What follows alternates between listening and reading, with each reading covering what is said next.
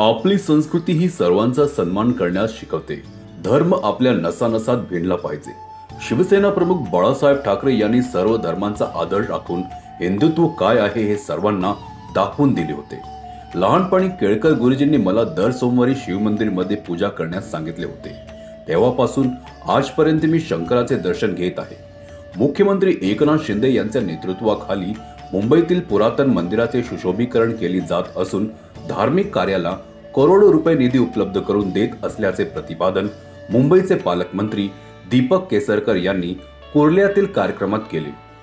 शिवसेना आमदार मंगेश कुडाळकर यांच्या माध्यमातून कुर्ला नेहरू नगर येथील कर्मसंकेत सोसायटी परिसरात श्री नीळकंठेश्वर मंदिर निर्माण करण्यात आले। शुक्रवारी या मंदिराचा जीर्णोद्धार सोहळा शालेय शिक्षण मंत्री व मुंबई शहर पालकमंत्री दीपक केसरकर यांच्या उपस्थितीत संपन्न झाला।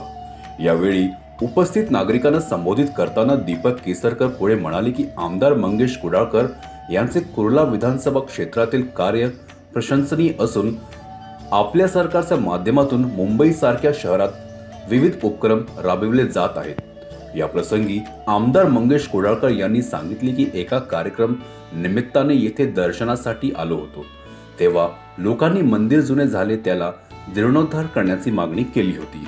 त्याप्रमाणे 1.5 वर्षात सुंदर असे श्री नीळकंठेश्वर मंदिर निर्माण करून दिले। हे दैविक कार्य माझ्या हातून झाले याचे मला समाधान आहे।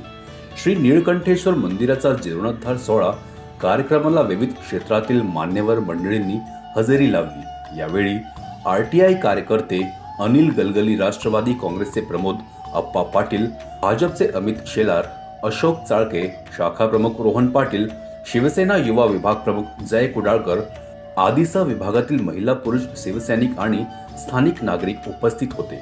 या प्रसंगी येथील कार्यकर्त्यांचा मंत्री दीपक केसरकर यांच्या हस्ते सत्कार करण्यात आला। यावेळी श्री नीळकंठेश्वर मंदिर जीर्णोद्धार निमित्त मंदिर आकर्षक सजवण्यात आले होते। दरम्यान भंडारा प्रसादाचा लाभ हजारो भाविकांनी घेतला। नक्कीच बघा, भक्ती हा या भारतभूमीचा एक असा भाव आहे की जो जगामध्ये कुठेही नाही आहे आणि म्हणून ही जी भक्ती आहे मग ती कुठल्याही धर्माची असून दे या देशाला मोठं बनवते, महान बनवते।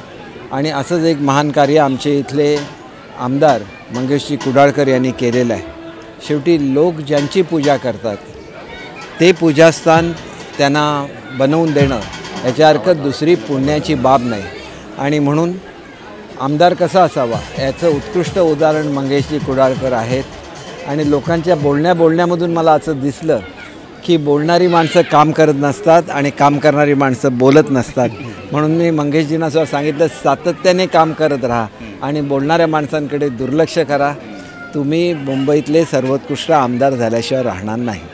आता आमदारच का भविष्यात जेव्हा मंत्रिमंडळ विस्तार होईल तेव्हा त्यांना स्थान निश्चितपणे त्यांना वरची पदं मिळून दे, त्यांचा खूप प्रगती होऊन दे ही मी ईश्वरचरणी प्रार्थना करतो आणि त्यांना मनापासून शुभेच्छा देतो। आणि एकंदरीतच आम्ही दिवसरात्र मुंबईसाठी काम करत असतो, महाराष्ट्रासाठी काम करत असतो।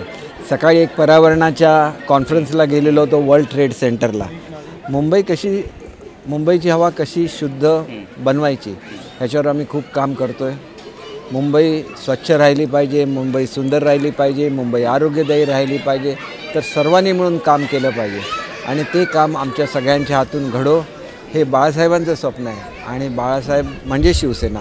आणि म्हणून बाळासाहेबांचं हे सुंदर मुंबईचं स्वप्न पूर्ण करण्याची ताकद नीळकंठेश्वर देवाने आम्हाला देव अशी मी ईश्वरचरणी प्रार्थना करतो। सर, राजकीय विषयांवर एक मी आपल्याला निश्चितपणे सांगतो, आपण आपल्या कार्यकर्त्यांपासून लांब गेल्यानंतर काय घडतं याचं उत्कृष्ट उदाहरण हे शिवसेनेमध्ये आणि राष्ट्रवादीमध्ये झालेलं बंड आहे।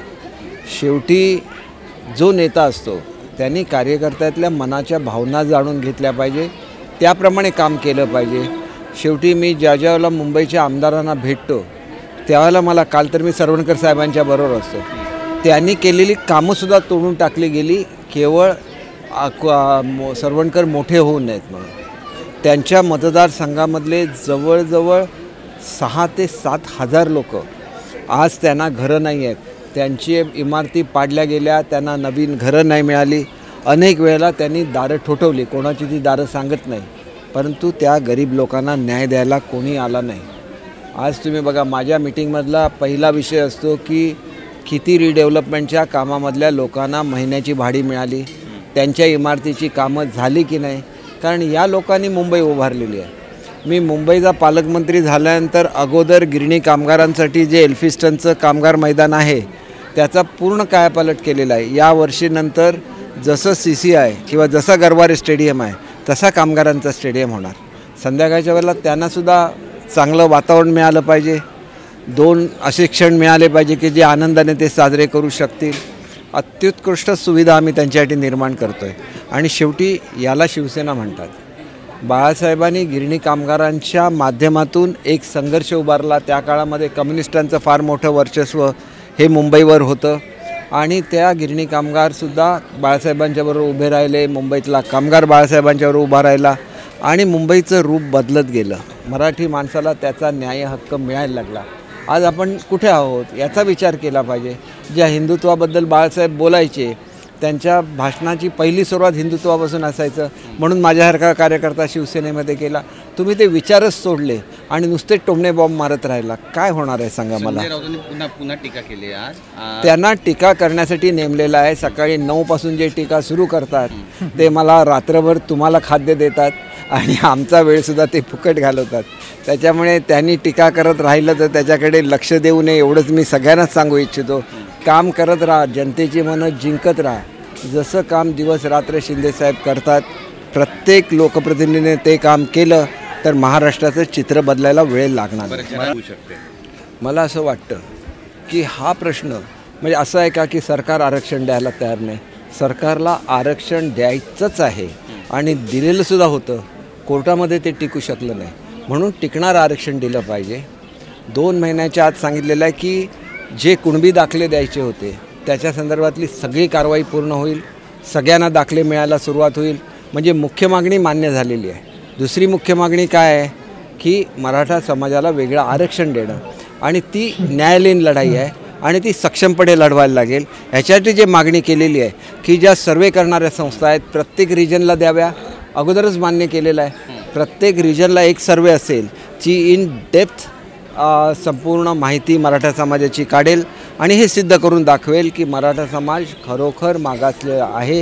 याचं मुख्य कारण म्हणजे शेती करणारा मोठा वर्ग हा मराठा समाजाचा होता. पूर्वीच्या काळात जमीनदार होते, परंतु त्या शेतीचे तुकडे तुकडे तुकडे होत गेले आणि त्याच्यामुळे मराठा समाजाला खऱ्या अर्थाने आरक्षण, खऱ्या अर्थाने नोकरीमध्ये आरक्षण मिळण्याची आवश्यकता आहे आणि ते आमचं सरकार 100% मिळवून देण्यासाठी प्रयत्नशील आहे आणि आम्ही ते करून दाखवणार. आज या ठिकाणी माझ्या विभागातलं श्री नीळकंठेश्वर मंदिर हे गेल्या अनेक वर्षापासून पुरातन होतं आणि मागच्या 1-1.5 वर्षापूर्वी मी शब्द दिल्यानंतर हे काम सुरू केलं आणि आज ते पूर्ण झालेलं आहे.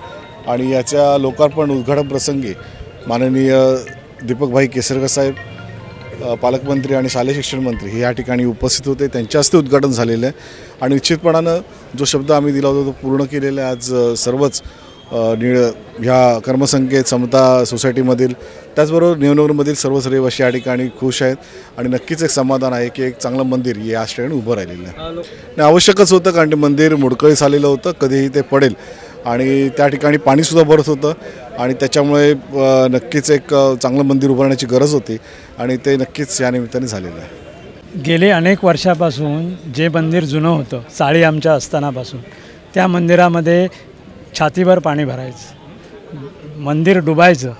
अशा अवस्थेमध्ये प्रत्यक्ष आमदारांनी बघितलं आणि महाशिवरात्रीच्या वेळेला ज्यावेळी महाप्रसाद आम्ही करतो, भंडारा करतो, त्यावेळी प्रत्यक्ष त्यांनी मंदिराची अवस्था बघितली की किती केविलवाणी अवस्था आहे, केव्हाही ते कोसळू शकेल अशा परिस्थितीत असणारं मंदिर त्यांनी स्वतःहून सांगितलं की हे मंदिर मी त्याचा जीर्णोद्धार करणार आणि त्याचा लोकार्पण सोहळासुद्धा मी असतानाच करणार. मी माझ्या मंत्रिमंडळाच्या अधिकाऱ्यांनाच घेऊन या ठिकाणी येणार आणि त्याची पूर्तता त्यांनी केलेली आहे.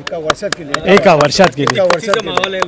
संपूर्ण आता जी गर्दी तुम्ही बघितलीत ती गर्दीच बघून लोकांना, तुम्हाला पत्रकारांना सगळ्यांना वाटत असेल, मीडियावाल्यांना, एवढं जबरदस्त त्या ठिकाणी झालेलं आहे, सगळे लोक खुश झालेत. एवढं कर्मसंख्येमधलेच नव्हे तर ह्या आजूबाजूच्या सगळ्या सोसायटीचे लोक इथे येऊन दर्शन घेऊन जात आहेत दर सोमवारी. आणि ते विचारत होते गेले 15 दिवस की ह्या मंदिराचं उद्घाटन तुम्ही कधी करताय.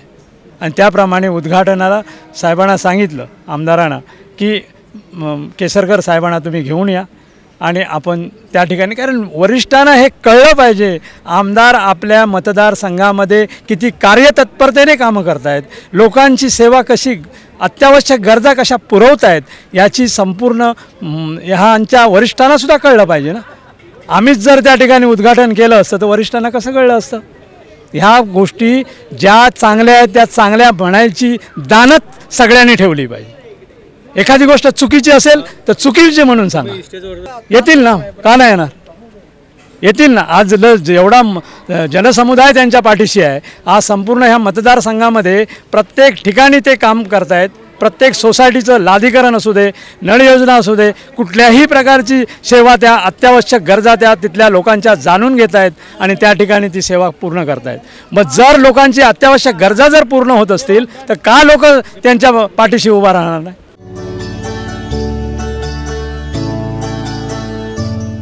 CEN न्यूज, देश प्रदेश की ताजा तरीन खबरों के लिए CEN न्यूज को सब्सक्राइब करें और रहें पल पल की खबर से हर पल बाखबर.